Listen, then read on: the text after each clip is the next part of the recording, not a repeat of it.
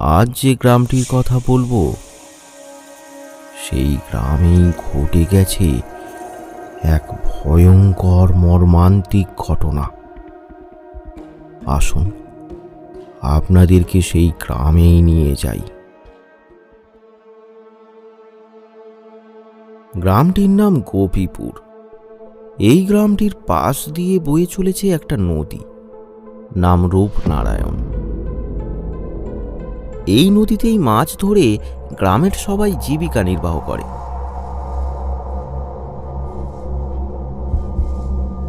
নানা রকম সবুজ গাছগাছালি আর ছোট বড় মাটির বাড়ি এই গ্রামটাকে বেশ মনোমুগ্ধকর করে তুলেছে।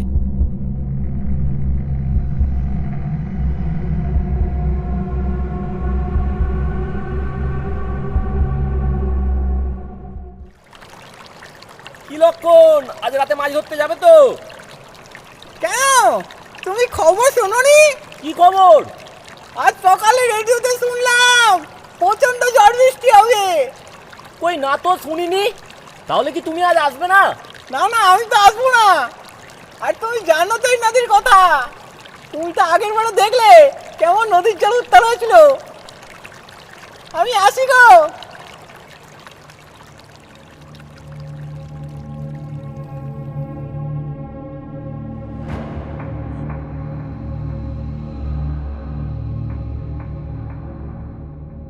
এই নদীর নাম রূপনারায়ণ, কাজেই ক্ষণে ক্ষণে যে সেটা রূপ পরিবর্তন করবে তাতে কোনো সন্দেহ নেই। কখনো একুল ভাঙে তো ওকুল গড়ে, আবার কখনো ওকুল ভাঙে তো একুল করে। ভাঙা গড়ার এই অদ্ভুত খেলা খেলতে খেলতে কুল কুল করে বয়ে চলেছে এই নদী। মাঝে মাঝে এর জল ভয়ঙ্কর উত্তাল হয়ে ওঠে। কেষ্ট পেশায় একজন জেলে, নদীতে মাছ ধরেই তাদের সংসার চলে। দিনের বেলা কখনো কখনো নদীতে জাল ফেলার সময় তার ছেলে কালু তার সাথে যায়।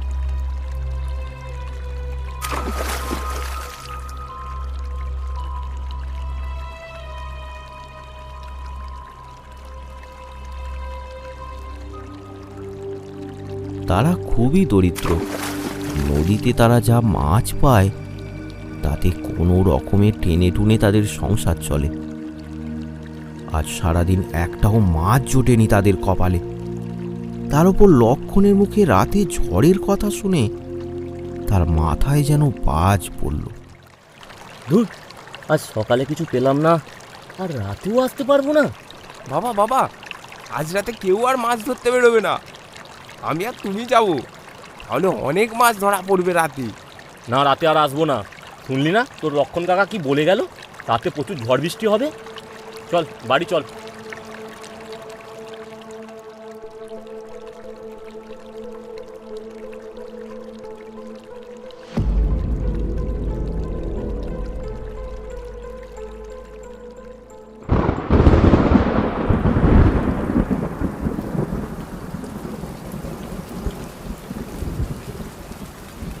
সন্ধ্যা থেকেই তুমুল ঝড় বৃষ্টি শুরু হলো।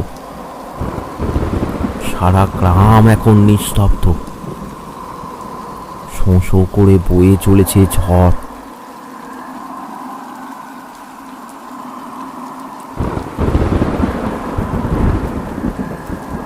রাত এখন 10টা।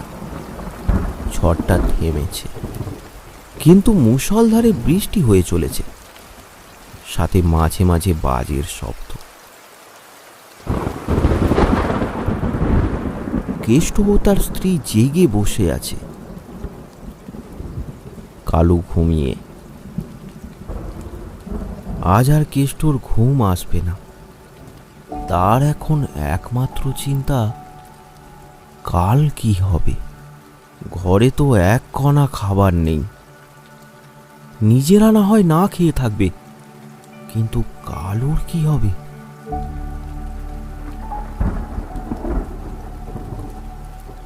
কি গো, যা ছিল তা তো সব আজকের মতন হয়ে গেল। কাল আমাদের কি করে চলবে?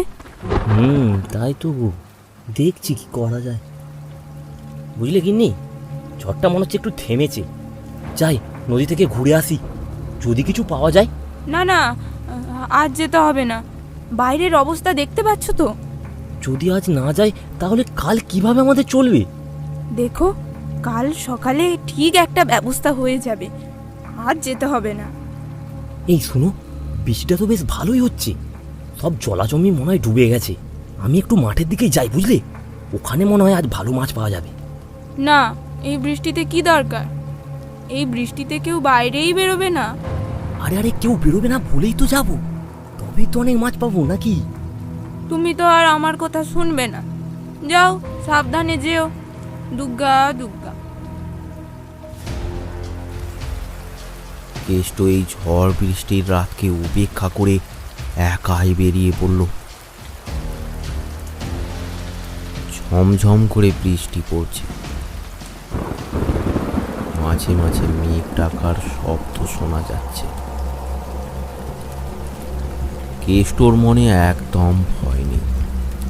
সে একাই হেঁটে চলেছে জনশূন্য রাস্তা দিয়ে।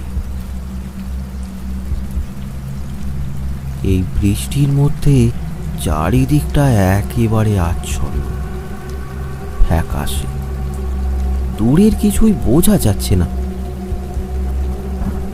চারিদিক থেকে শুধু বৃষ্টির ঝমঝম শব্দ ছাড়া আর কিছুই শোনা যাচ্ছে না।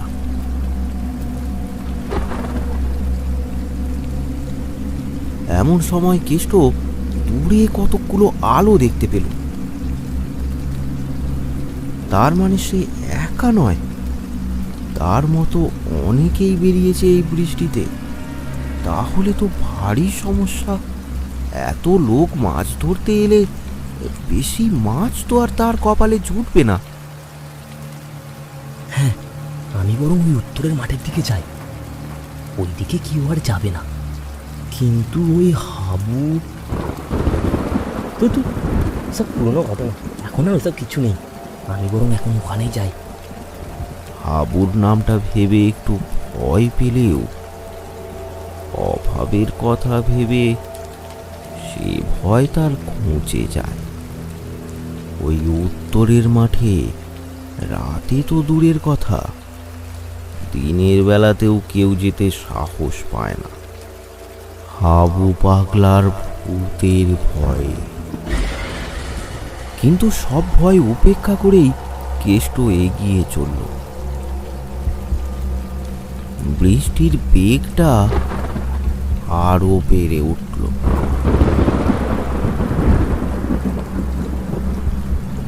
প্রবল বৃষ্টিতে আস্তে আস্তে হারিয়ে গেল কেষ্ট।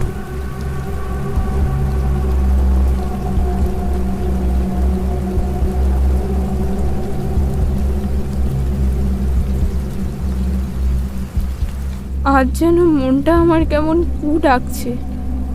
কেনই বা গেল, আর কেনই বা আমি যেতে দিলাম? ঠাকুর, তুমি রক্ষা করো। ঠাকুর, তুমি রক্ষা করো। ও যেন ঠিকঠাক বাড়ি ফিরে আসে।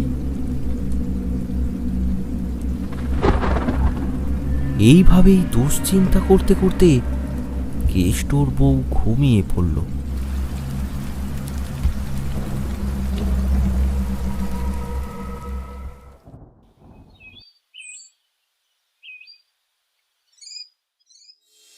পরদিন সকালে গ্রামে হইচই পড়ে গেল। গ্রামের সবাই জড়ো হয়েছে উত্তরের মাঠে। কেষ্টর নিথর দেহটা জমির জলে ভাসছে।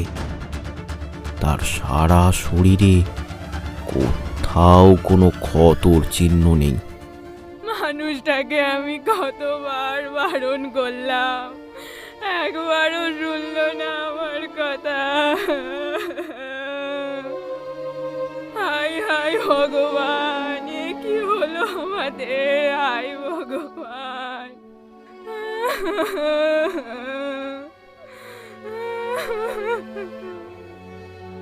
জানো খুড়ো, আমি সকালে কেষ্টদাকে কতবার বললাম ঝড় বৃষ্টি হবে, তুমি যেও না। তাও কেষ্টটা গেল, এবার ওর পরিবারের কি হবে? কেষ্টটাও চলে গেল। গ্রামবাসীরা বুঝতে পারল না কেষ্ট মারা গেল কিভাবে। যাই হোক, গ্রামবাসীরা কেষ্টর দেহ নিয়ে শ্মশানে গেল। তারপর তার দেহ সৎকার করল।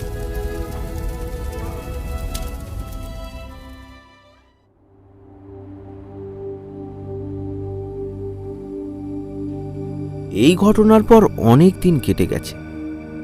এখন কেষ্টর পরিবারটা অথই জলে ভাসছে। তাদের সংসার এখন মেরুদণ্ডহীন হয়ে পড়েছে। গ্রামের লোকের সাহায্যে তাদের সংসার চলে, কিন্তু এভাবেই বা আর কতদিন? এতদিন ধরে তো গ্রামবাসীরা সাহায্য করছে, এবার তো আমাদেরকেও কিছু করতে হবে বলো। আর কত সাহায্য নেব? কাল থেকেই আমি মাছ ধরতে বেরোবো। এখন যা নদীর অবস্থা, এখন তো আর কেউ নদীতে মাছ ধরতে যায় না। এখন তো সবাই খালে বিলেই মাছ ধরে। তোকে একা কি করে ছাড়ি বল? আমি তো একা যাব না, লক্ষণ কাকাকে বলে রেখেছি, তার সাথেই যাব। আচ্ছা বাবা, তাহলে আমি লক্ষণকে বলে রাখবো। ঠিক আছে মা, আমি একটু লক্ষণ কাকার সাথে দেখা করে আসি।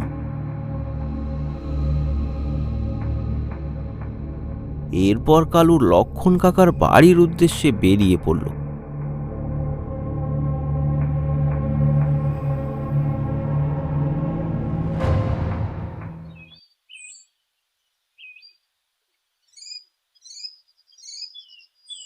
লক্ষণ কাকা, ও লক্ষণ কাকা, কোথায় গো? হ্যাঁ কালু বল। আজ রাতে মাছ ধরতে যাবে তো? হ্যাঁ হ্যাঁ, সন্ধ্যার পর যাবো, তুই এখানে চলে আসি। ঠিক আছে, আসি গো লক্ষণ কাকা, রাত্রে দেখা হবে। ঠিক আছে, আয় বাবা আয়।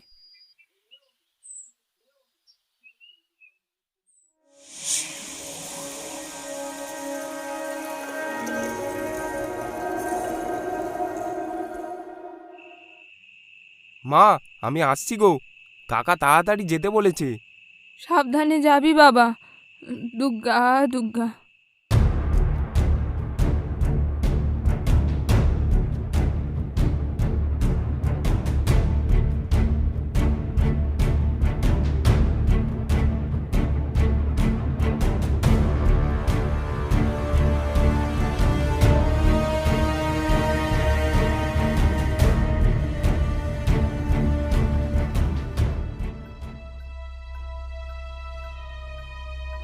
লক্ষণ কাকা আর কালু চলল মাঠে মাছ ধরতে।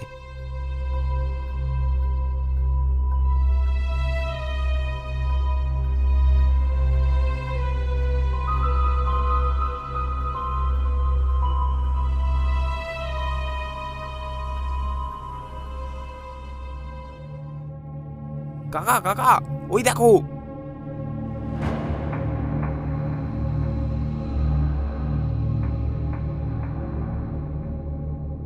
বেশ কিছুক্ষণের মধ্যেই তারা অনেক মাছ পেয়ে গেল।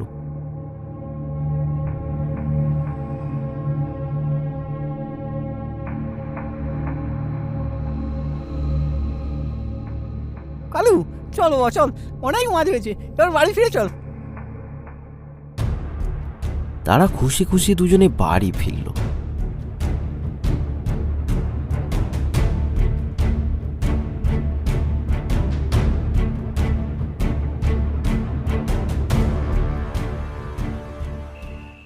কাকা, কাল রাতে উত্তরের মাঠে যাব। হ্যাঁ, ওদিকে কেউ তো যায় না, ভালোই মাছ পাওয়া যাবে। না না, ওদিকে না যাই ভালো।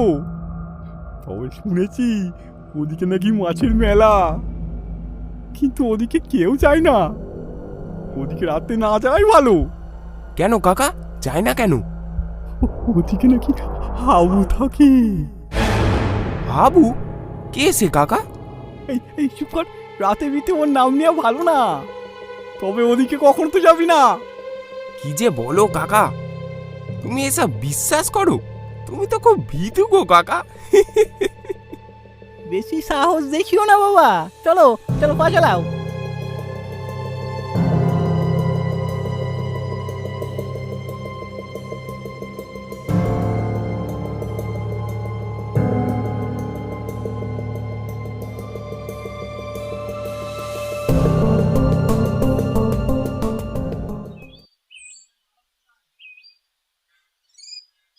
ছেলেটা কাল অনেক মাছ ধরে এনেছে। যাই, আজকে একটু মাছের ঝোল রান্না করি।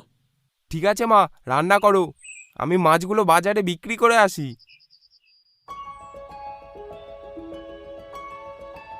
কালু বেরিয়ে পড়ল মাছ বিক্রি করতে।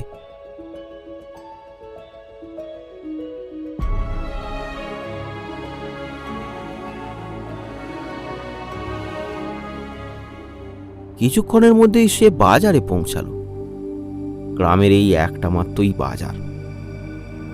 এখানেই গ্রামের সবাই জিনিসপত্র কেনা বেচা করে।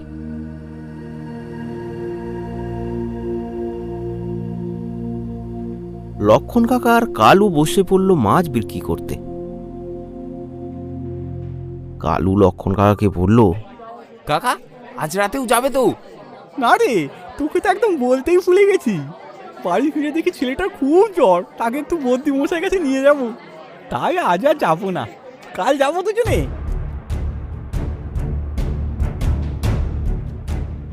কিছুক্ষণের মধ্যেই তাদের সব মাছ বিক্রি হয়ে গেল।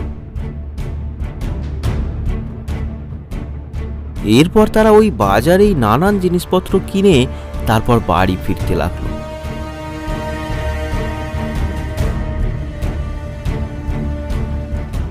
বাড়ি যেতে যেতে কালু মনে মনে ভাবতে লাগলো, কাকা তো আর যাবে না, কিন্তু মা জানতে পারলে আমাকে তো একা যেতে দেবে না।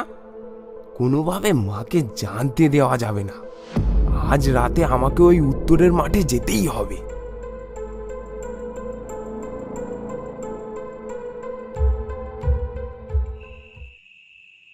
কালু, কালু, ওঠ বাবা, 8টা বেজে গেল তো, আজ মাছ ধরতে যাবি না? তুমি আমায় ডাকলে না? 8টা বেজে গেল তো। রান্না হয়েছে কি? আর একটু বাকি আছে। ঠিক আছে মা, দেরি যখন হয়েছে আজ খাওয়া দাওয়া করেই যাব। তুমি তাড়াতাড়ি রান্না করো।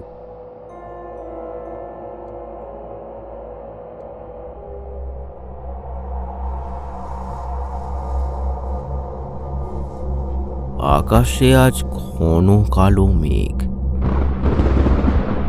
তার সাথে বাজের শব্দ। এইসব উপেক্ষা করে কালু এগিয়ে চলল উত্তরের মাঠের দিকে।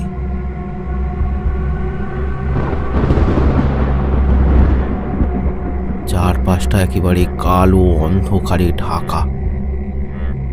এই নিস্তব্ধ রাতে ব্যাঙের ডাক যেন কোনো পৈশাচিক প্রাণীর ডাক বলে মনে হচ্ছে।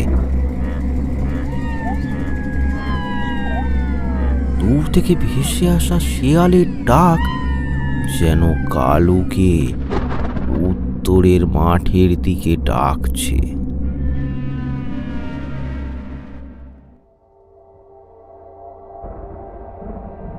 এসব কিছুতে কালুর কিন্তু কিছু যায় আসে না। তার মনে একটুও ভয় নেই।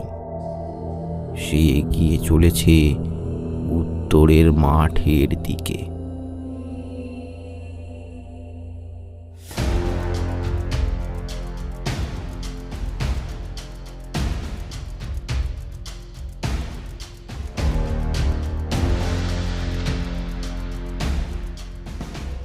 কিছুক্ষণের মধ্যেই কালু উত্তরের মাঠে পৌঁছে যায়।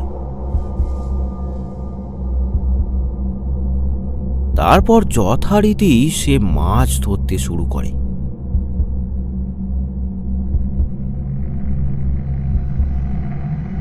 প্রথমে একটা, তারপর দুটো, এমন করতে করতে বেশ ভালোই মাছ পেতে থাকলো সে। মনের আনন্দে কালু মাছ ধরতে লাগলো। চারপাশের ভৌতিক সমাবেশ তাকে বিন্দুমাত্র আকৃষ্ট করল না। সে মাছ ধরতেই থাকে, কোনো দিকে তাকানোর তার সময় নেই।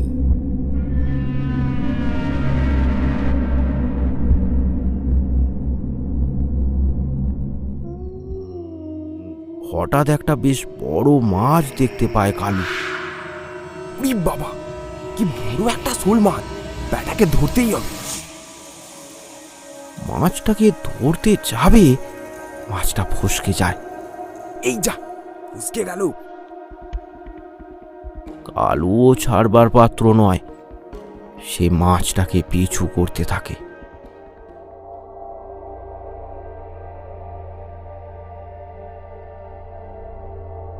বারবার ধরতে গিয়েও ফসকে যাচ্ছে মাছটা।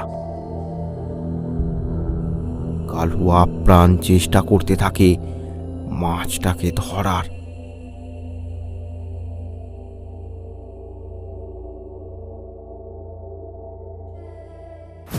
কিন্তু এসবের মধ্যে সে বুঝতেও পারে না কখন তার পেছনে এসে দাঁড়িয়েছে এক ভয়ানক সংকট। একটা কালো দীর্ঘ ছায়া কালুর পেছনে দাঁড়িয়ে এক দৃষ্টে কালুকেই দেখছে। হঠাৎ ছায়াটা তার হাত প্রসারিত করে, আস্তে আস্তে হাত বাড়িয়ে ধাক্কা মেরে দেয় কালুকে। কালু মুখ থুবড়ে পড়ে জমিতে। কোনো এক অদৃশ্য বল তাকে যেন সেখানেই চেপে ধরে থাকে। সে আর উঠতে পারে না জমি থেকে।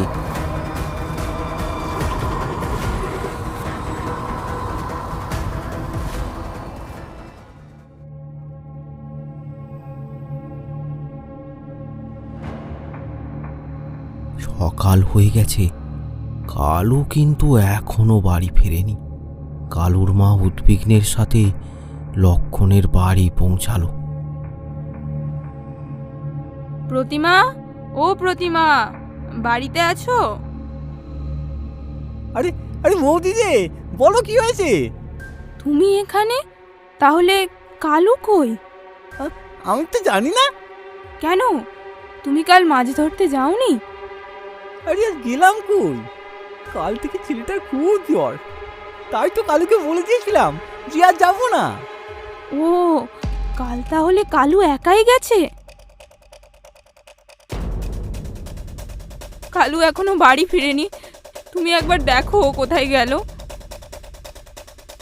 গ্রামেরই একজন লোক নরেন কালুর মাকে খুঁজতে খুঁজতে লক্ষণের বাড়ি এসে পৌঁছালো। সে হাঁপাতে হাঁপাতে বলল, সোনালি বৌদি, তুমি এখানে? কালু কালু ওই উত্তরের মাঠে জমিতে পড়ে আছে। হ্যাঁ, তুমি সত্যি বলছো? তুমি আমার কালুকে দেখেছো? হায়, আমার কালুর কি হলো? কালু, কালু বাবা আমার, কালু। বলো কি? চলো চলো, আগে চলো চলো চলো চলো নাকি।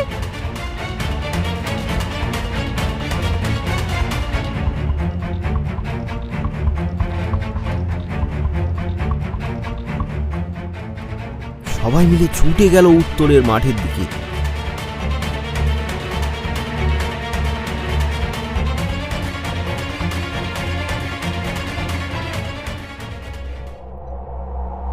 সেখানে পৌঁছে সবাই দেখল কালুর দেহটা জমির জলে ভাসছে।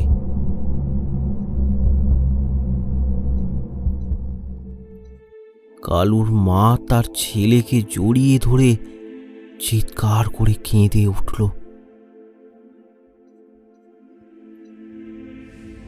কানে কানে রটে গেল যে কালু খুন হয়েছে।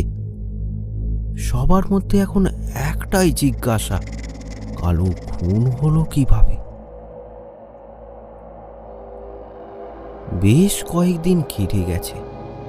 তারপর হঠাৎ একদিন আবার শোনা গেল আরও এক যুবককে পাওয়া গেছে ওই উত্তরের মাঠে মৃত অবস্থায়। জমির জমা জলে তার প্রাণহীন দেহটা ভাসছে।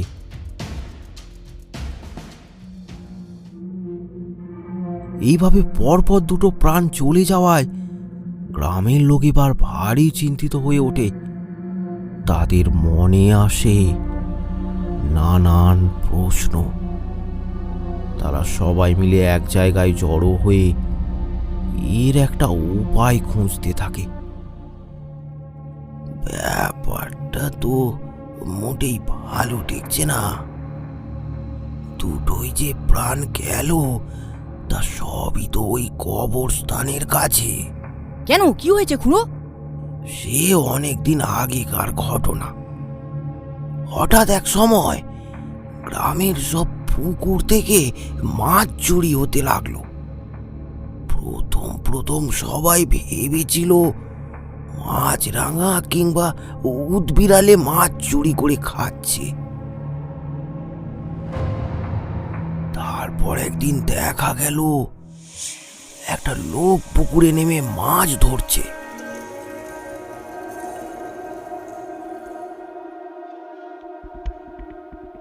এরপর থেকেই গ্রামের লোকেরা ঠিক করে রাতে গ্রামের সব পুকুর পাহারা দেবে। সেই মতো রাতে সবাই পুকুর পাহারা দিতে থাকে। বেশ কিছুক্ষণ পর ওই যখন ঠিক মাঝরাত দেখা গেল একটা লোক পুকুরের পাড় থেকে জাল ফেলছে। তখনই সবাই মিলে তাকে চারিদিক থেকে ঘিরে ফেলে। ধরা পড়ে যায় সে।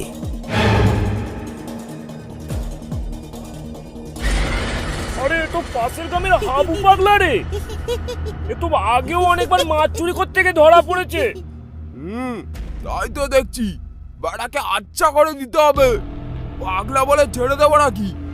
মাছ কি ওর বাপ ছেড়ে গিয়েছিল যে ও ধরতে এসেছে? কি বললে?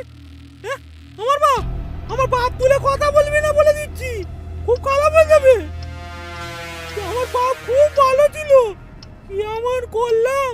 আমার বাপ তুলে বলবি? হ্যাঁ, কি বললি? চোরের বাইরে আবার বড় গলা?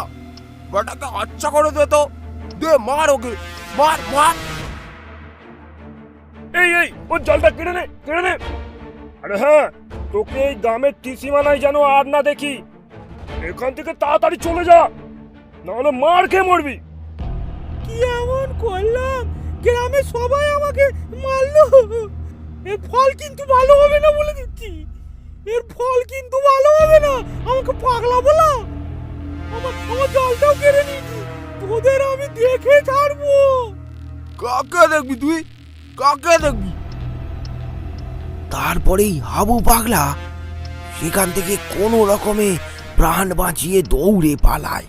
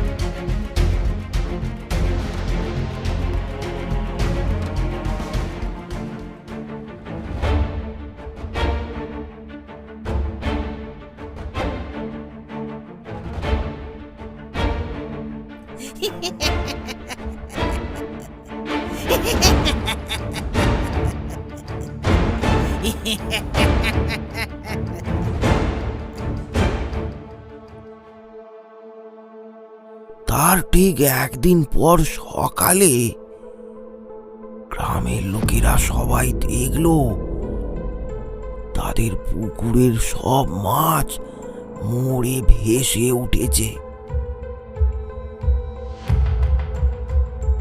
গ্রামের লোকেদের বুঝতে দেরি হলো না, এ ওই হাবু পাগলারই কাজ। গ্রামের লোক রেগে গিয়ে হাবু পাগলাকে ধরে নিয়ে এসে একটা গাছের সাথে বেঁধে ফেলল। এদিকে হাবু পাগলা বারবার বলে চলেছে, কি এমন করলাম? কি এমন করলাম? আমাকে সবাই ধরে নিয়ে এসেছে। এই কথা শুনে গ্রামের লোকেরা তো একেবারে রেগে আগুন। একজন তো বাঁশ দিয়ে মেরে হাবুর মাথা ফাটিয়ে দিল। হাবু তাও বীর করে বলে চলেছে, কি এমন করলাম? আমাকে সবাই মারছে কেন? কি করলাম? কি এমন করলাম? আমাকে সবাই মারছিস কেন তোরা? কি করেছি আমি? গ্রামের লোকের রাগ একেবারে চরম সীমা অতিক্রান্ত হয়েছে। সবাই একেবারে উত্তপ্ত হয়ে ঝাঁপিয়ে পড়ে হাবুর ওপর।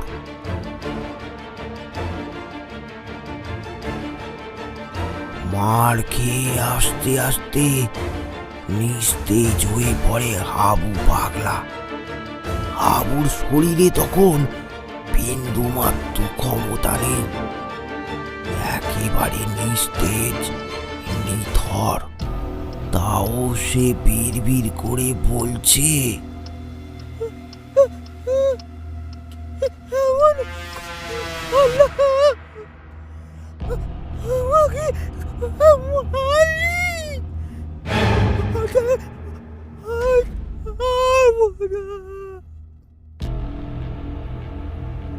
হাবু পাগলার মুখ এবার চিরতরে বন্ধ হয়ে গেছে। মারা গেছে হাবু পাগলা। হাবু তো মারা গেল, কিন্তু তাতে গ্রামের লোকেদের কোনো অনুশোচনা হলো না। তারা যে যার মতো বাড়ি চলে গেল। গাছেই বাঁধা রইল হাবুর মৃতদেহটা। গাছেতেই দিনের পর দিন পচতে থাকলো মৃতদেহটা। এবার গ্রামবাসীরা অতিষ্ঠ হয়ে উঠল সেই মৃতদেহের গন্ধে। আশপাশে বেশ কিছু ঘর বাড়ি ছিল, অসুবিধা হতে লাগলো তাদেরই বেশি। তাছাড়া ওই পথ দিয়ে গ্রামের সবারই আসা যাওয়া। তাই শেষমেশ অতিষ্ঠ হয়ে গ্রামের কয়েকজন লোক মৃতদেহটাকে নিয়ে যায় উত্তরের মাঠে হাবুড়ি একটা ছোট জায়গায়। তারপর সেই ডাঙাতেই কবর দেয়া হয় হাবু পাগলাকে।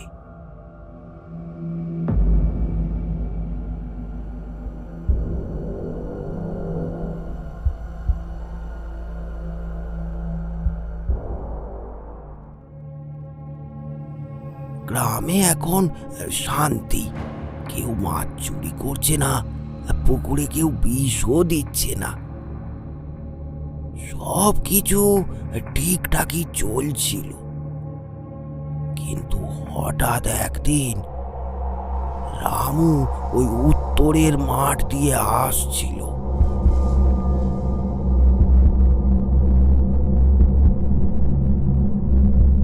হঠাৎ আস্তে আস্তে থমকে দাঁড়ায় রামু। চোখগুলো বড় বড় করে সে বলে ওঠে, কি এমন করলাম? আমাকে মেরে ফেললি? এই কথাই বলতে বলতে রামু চলে আসে গ্রামের দিকে। কি এমন করলাম? আমাকে মেরে ফেললি?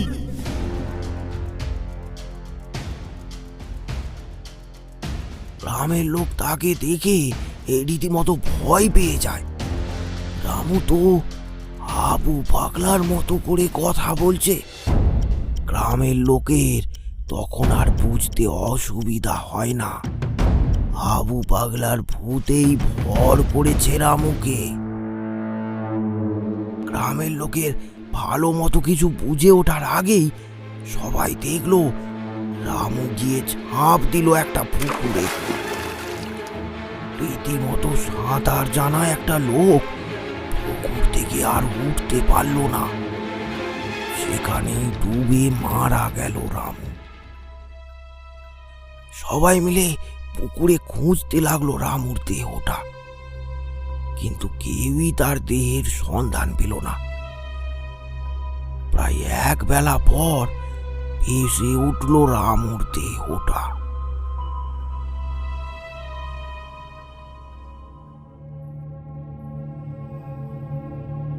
তারপর কি হলো খুড়ো? তারপর পাশের গ্রাম থেকে একটা ওঝাকে ডেকে আনা হলো। ওঝা এসে কি জানি কি সব ওই টুকটাক করে মন্ত্রফন্ত্র পড়ে সব কিছু ঠিকঠাক করে দিল। তারপর থেকেই তো সবই ঠিকঠাকই চলছিল, কিন্তু এখন যে কি আবার কি হলো সেটা তো বুঝতেই পারছি না রে। তাহলে খুড়ো একবার সেই ওঝার কাছেই যাওয়া যাক না? সেটাই ভাবছি রে, তার কাছেই একবার যেতে হবে। সেই মতো গ্রামের কয়েকজন লোক সেই ওঝাকে খবর দিল।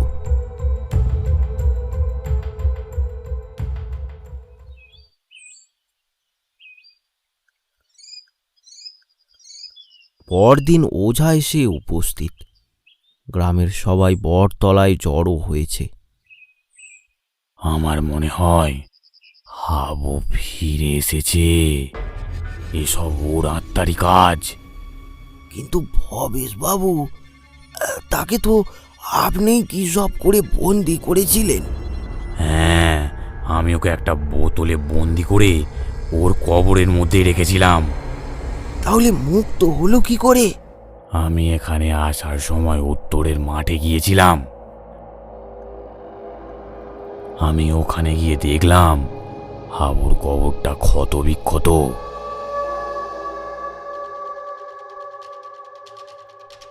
আমার মনে হয় ব্যাপারটা হয়েছে সেই রাতে, যে রাতে ওই লোকটা মারা গেল। কি যেন নাম তার? হ্যাঁ হ্যাঁ হ্যাঁ, কেষ্ট। কেষ্ট সেদিন ঝড় বৃষ্টির রাতে মাছ ধরার জন্য উত্তরের মাঠে যায়।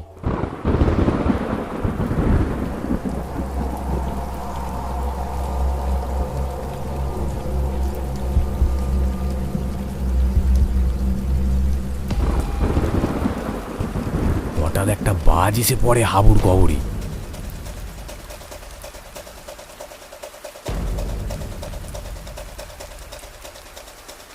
তখনই ওই বোতল ভেঙে মুক্ত হয়ে যায় হাবু পাগলা।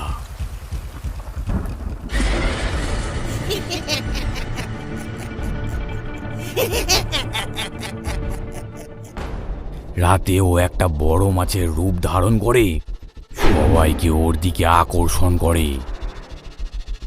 বড় মাছ মনে করে কেউ যদি ওই মাছকে ধরতে যায়, তাকে এদিক ওদিক ঘুরিয়ে নাজেহাল করে হাবু। কিছুক্ষণ ওই মাছের দিকে তাকালেই সম্মোহিত হয়ে যায় সেই ব্যক্তি। তখন তার দিক বিদিক জ্ঞান থাকে না। তখন তার একটাই লক্ষ্য, কিভাবে সে মাছটা ধরবে। এই সুযোগে পেছন থেকে আক্রমণ করে জলে ডুবিয়ে মেরে ফেলে হাবু পাগলা।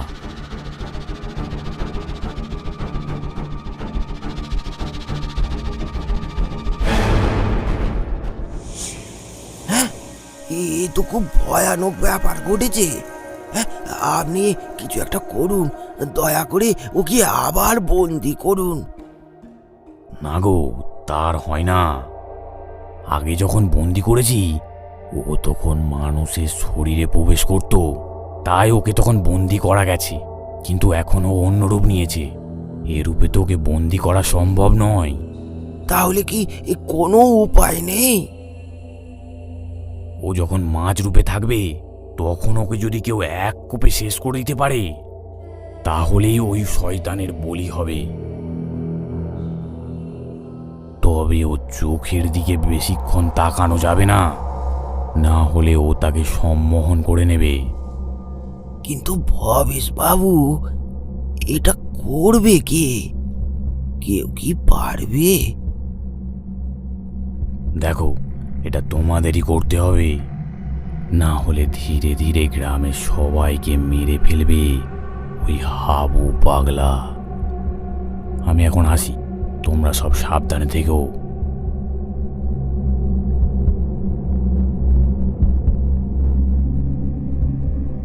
ওঝা চলে গেল। গ্রামের সবাই তো ওঝার কথায় একেবারে স্তম্ভিত হয়ে গেছে। এ কি বলে গেলেন তিনি? তারা সবাই ঠিক করলো এটা নিয়ে বিকেলে তারা একটা আলোচনা করবে। কে নিজের জীবন বাজি রেখে ওই মাছটাকে মারতে যাবে? তার উপর তার দিকে আবার তাকানোও যাবে না। কাজটা যেন বেশ অসম্ভব বলে মনে হচ্ছে। গ্রামের সবাই বাড়ি চলে যায়।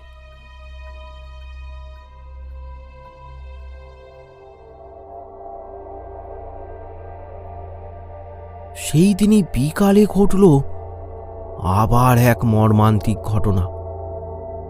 গোবিন্দর বছর 15 ছেলে ভম্বল ওই উত্তরের মাঠের পাশ দিয়ে মামার বাড়ি থেকে ফিরছিল। সে এই সব ঘটনার কিছুই জানে না। সে আপন মনে বাড়ি ফিরছিল। হঠাৎ সে লক্ষ্য করে জমির জলটা একটু নড়ে উঠল। সে এগিয়ে গিয়ে দেখল একটা বড় শোল মাছ।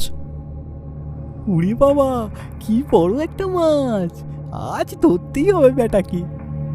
এত বড় মাছটাকে দেখে তার একটু লোভ হলো। মাছটাকে যদি ধরা যায় তাহলে বেশ ভালোই হয়। যেমন ভাবা তেমন কাজ। হুড়মুড় করে জলে নেমে পড়ল ভম্বল।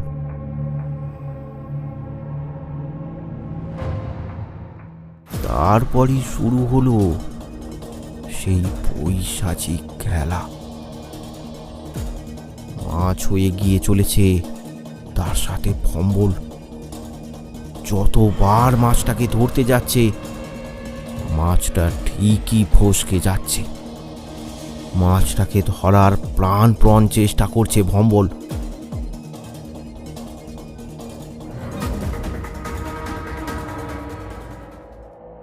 এমন সময় গ্রামেরই একজন ওখান দিয়ে যাচ্ছিল। সে ব্যাপারটা দেখে বেশ ভালোভাবেই বুঝতে পারে যে কি চলছে ওখানে। সাথে সাথে সে ভম্বলকে ডাক দেয়। এই ভম্বল, ভম্বল, ওখানে কি করছিস? আয় এদিকে, আয় এদিকে, আয়, চলে আয়। এই রে, এ তো আমার কথা শুনছে না।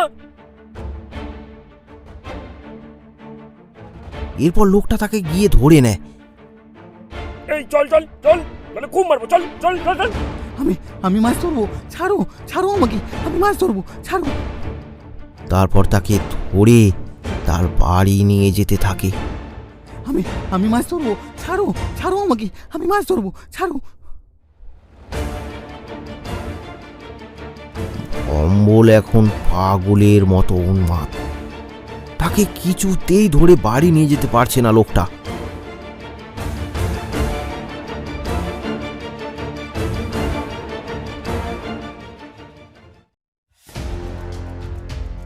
এই রে, এ তো আমার কথা শুনছে না।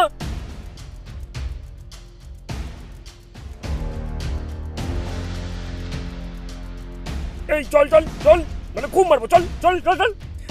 আমি মাছ ধরবো, ছাড়ো ছাড়ো আমাকে, আমি মাছ ধরবো, ছাড়ো। তাকে ধরে তার বাড়ি নিয়ে যেতে থাকে। আমি মাছ ধরবো, ছাড়ো ছাড়ো আমাকে, আমি মাছ ধরবো, ছাড়ো। ভম্বল এখন পাগলের মতো উন্মাদ। তাকে কিছুতেই ধরে বাড়ি নিয়ে যেতে পারছে না লোকটা।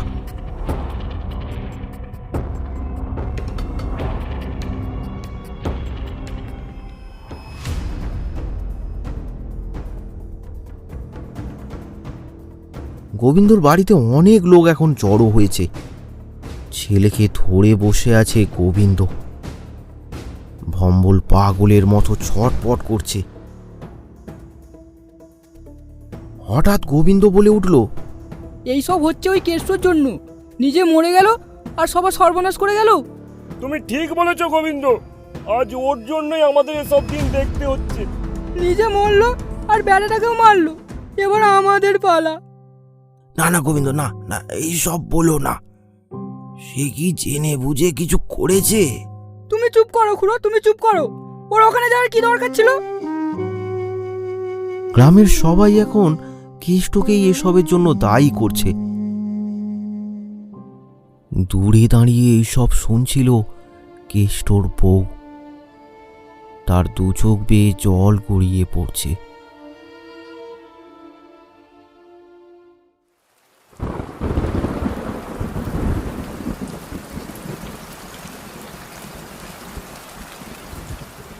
সন্ধ্যা থেকেই বৃষ্টি নেমেছে, তার সাথে গ্রামটাও একদম নিস্তব্ধ।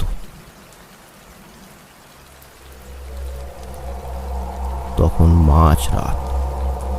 কেষ্টর বউ বাড়ি থেকে বেরোলো।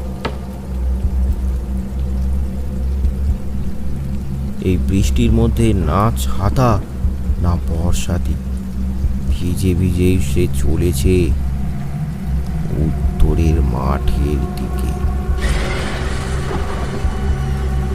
মাঝে মাঝে বিদ্যুতের আলোয় অন্ধকার মাঠটা আলোকিত হয়ে উঠছে। তার সাথে বাজের শব্দ যেন বিদ্যুতের সাথে তাল মেলাচ্ছে। সে আজ দৃঢ় প্রতিজ্ঞ, আজ সে এর একটা শেষ দেখেই ছাড়বে। তাতে তার প্রাণ গেলেও তাতে কোনো দুঃখ নেই। তার নিজের সকল মানুষকে কেড়ে নিয়েছে ওই শয়তান। তার উপর মৃত্যুর পরও তার স্বামীর বদনাম শুনে সে নিজেকে আর স্থির রাখতে পারছে না।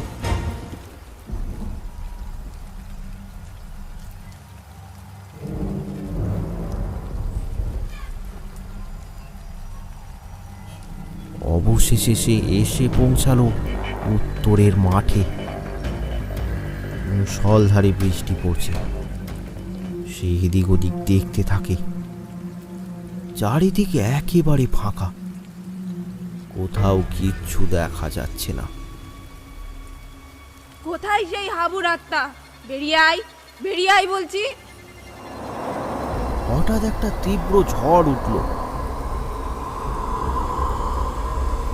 চারিদিকটা একেবারে অন্ধকারে ভরে গেল। সেই অন্ধকারের ভেতর থেকে ভেসে আসলো একটা কণ্ঠস্বর।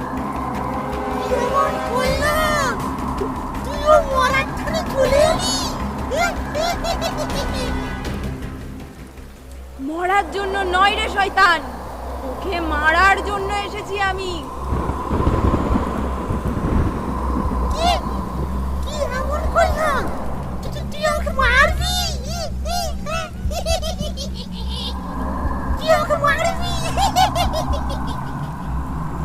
কি করেছিস তুই জানিস না? আড়ালে কেন? সামনে আয়, সামনে আয় বলছি। ঝড়টা থেমে গেল। কালো অন্ধকার কেটে গেল। প্রকট হলো সে, সাথে তার হাড় হিম করা হাসি। সেই হাসিতে চারদিক একেবারে কেঁপে উঠল।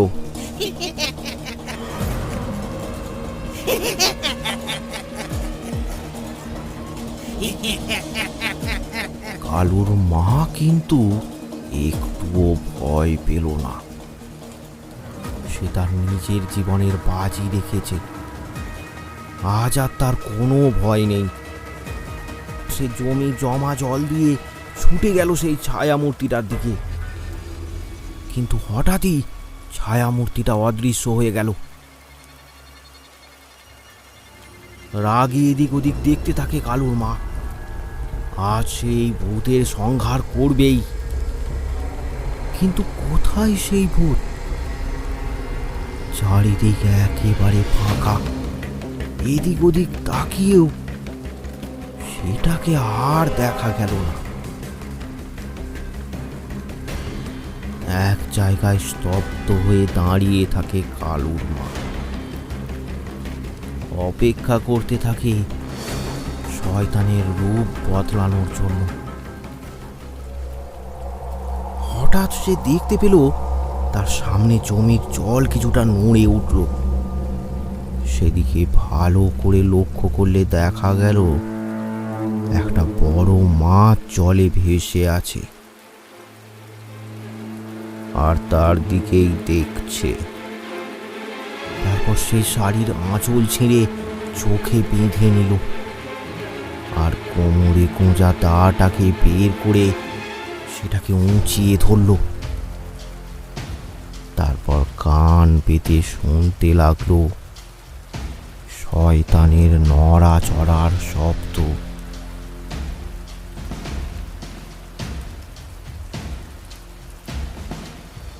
মাছটা একবার এদিক তো একবার ওদিক গিয়ে যেন কালুর মায়ের সাথে কানামাছি খেলছে। কালুর মা তখনও স্থির হয়ে দাঁড়িয়ে আছে সেখানে।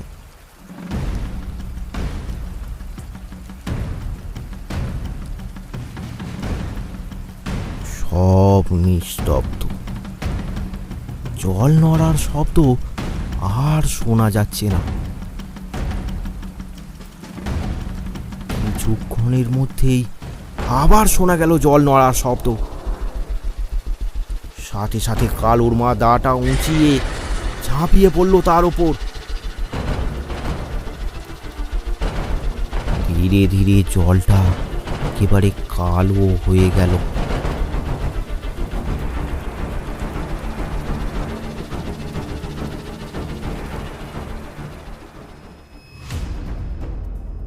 পরদিন সকালে গ্রামের সব লোক একসাথে দা, কোদাল, কুড়ুল, লাঠি সোঁটা নিয়ে সেই মাছটাকে মারার জন্য আসে।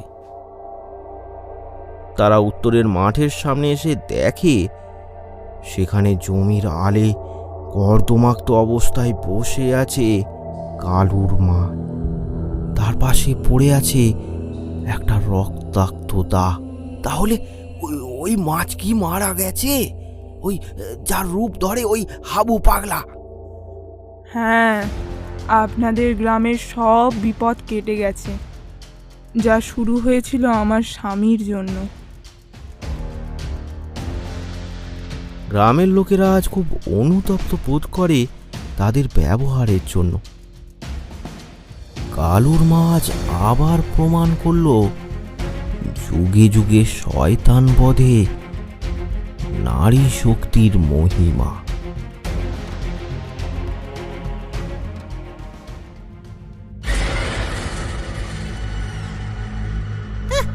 কি এমন করলাম?